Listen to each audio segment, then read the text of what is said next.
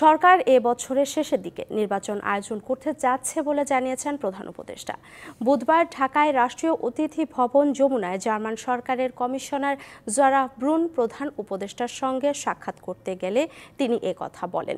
সাক্ষাৎকালে প্রধান উপদেষ্টা অন্তর্বর্তী সরকারের সংস্কার কর্মসূচি বাস্তবায়নে জার্মানির সহযোগিতা চেয়েছেন। বলেন, নতুন বাংলাদেশের জন্য জার্মান সরকারের সব ধরনের সহায়তা দরকার। জার্মানির জনগণ ও দেশটির অর্থনীতির প্রশংসা করে তিনি আরও বলেন, জার্মানি বিশ্বব্যাপী ভারী শিল্পসহ অনেক ক্ষেত্রে নেতৃত্ব দিয়েছে।